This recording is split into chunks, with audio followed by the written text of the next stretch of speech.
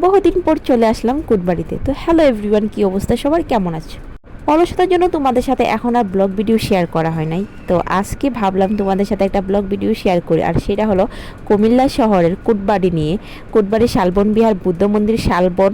আর আজকের ভিডিওতে আমি একসাথে 3টা স্পট দেখাবো, যেটা খুব সহজেই একসাথে একদিনে একই সময়ে এবং একই খরচে ঘুরে আসতে পারবেন। আর আমি যেহেতু অল্প সময়ের মধ্যে 3টা স্পট ঘুরবো, সেক্ষেত্রে আমি দুপুরে খাওয়া দাওয়ার পর 3টার দিকে বাসা থেকে বের হয়ে পড়েছিলাম। কিন্তু বের হওয়ার পরে বুঝতে পারলাম যে আমার একটু পরে বের হওয়া দরকার ছিল, কারণ হলো বাহিরে প্রচন্ড পরিমাণে রোদ ছিল। রোদের কারণে আসার আগে বিরক্তি চলে আসতেছিল, এত পরিমাণে রোদ আর এত গরম লাগতেছিল। এই সময়টায় আসলে ঘুরে কখনোই মজা পাওয়া যায় না, 3টা 4টা পর্যন্ত অনেক রোদ থাকে, যার জন্য এই সময়গুলো কখনোই ঘুরতে বের হওয়া উচিত না। কিন্তু আমি চিন্তা করতেছিলাম যেহেতু সন্ধ্যাটা তাড়াতাড়ি হয়ে যায়, আমি 3টা স্পট ঘুরবো, ঘুরে শেষ করতে পারবো কিনা, সেই জন্য আমি একটু তাড়াতাড়ি বের হয়ে পড়েছিলাম। কথা বলতে বলতে চলে আসছি বুদ্ধ মন্দিরে। কুটবাড়িতে এসে প্রথমেই যে স্পটটা পড়বে ওইটা হলো বুদ্ধ মন্দির, তারপরে শালবন, শালবন বিহার, দুইটাই কাছাকাছি।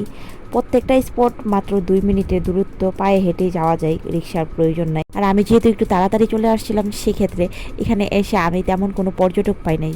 তারপরে আমার মনটা একটু খারাপ হয়ে গেছিলো, মনে হচ্ছিল যে আমি একা আসছি এমন একটা জায়গাতে। আর সব থেকে বেশি প্রবলেম হচ্ছিল বুদ্ধ মন্দিরে ঢোকার পর, ওইখানে ভিতরে স্যান্ডেল নেওয়া যায় না।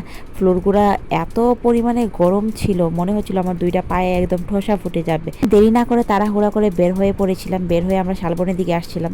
অতিরিক্ত গরমে শালবন গিয়ে 10 টাকার আইসক্রিম 20 টাকা দিয়ে খেতে হয়েছে, আর অন্যদিকে এক গ্লাস লেবুর শরবত 10 টাকা যেটা এমনিতে পাওয়া যায় ওইটা 30 টাকা দিয়ে খেতে হয়েছে।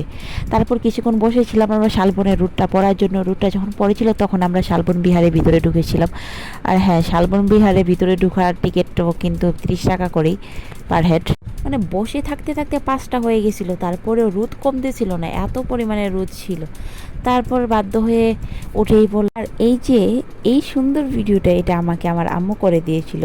আর সেদিন আমি শুধু একা যাই না, আমি আমার বাবা মাকে নিয়ে ঘুরতে বের হয়েছিলাম। ঠাড়া পড়া রোদের মধ্যে ঘুরতে ঘুরতে এক প্রকার বিরক্ত হয়ে মাঠের একটা কর্নারে গিয়ে বসে অনেকক্ষণ সময় কাটিয়েছিলাম, প্রায় 1-1.5 ঘন্টার মতো বসেছিলাম মাঠের মধ্যেই। কেয়ার কর বসে থাকতে থাকতে চোখ পড়লো এই যে সুন্দর কিউট একটা কাপড়ের ওপর। ওরা ওনাদের বাচ্চার অনেক সুন্দর সুন্দর ছবি ভিডিও তুলে দিচ্ছিল। আজকাল বাহিরে বের হলে আমার সামনে খুব সুন্দর সুন্দর কিউট কিউট কাপলের অনেক সুন্দর সুন্দর মুহূর্ত আমার চোখে পড়ে, সেগুলো আমি খুবই এনজয় করি আর আমার খুব ভালো লাগে। তখন মন থেকে ধোয়া আসে যে মাশাল্লাহ ওই কাপড়টা এত সুন্দর, তাদেরকে যেন আল্লাহ সবসময় ভালো রাখে, সুখে রাখে। মন থেকে দোয়া করে দিই। আমার কাছে অন্যরকম ভালো লাগে সুন্দর সুন্দর হ্যাপি কাপল দেখলে। তো সময় কাটানোর পরেও দেখেন রোদ কিন্তু কমতেছে না, সন্ধ্যা হয়ে যাচ্ছে কিন্তু রোদ কমতেছে না। এত রোদের কারণে আমার ক্যামেরা পর্যন্ত কালো অন্ধকার হয়ে আসে। অতিরিক্ত রোদ আর গরমের কারণে যতটা না ভালো লাগা কাজ করতেছিল, তার থেকে বেশি খারাপ লাগতেছিল, কারণ গরম একদমই আমার সহ্য হচ্ছিল না, আর রোদটা বেশিই ছিল।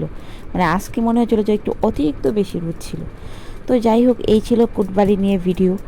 আর এই ঠাডা পড়া রোদের মধ্যে ভকভক করতে আর ইচ্ছে করতেছে না। তো যাই হোক, তোমরা সবাই ভালো থেকো, সুস্থ থেকো। আল্লাহ হাফেজ সবাইকে।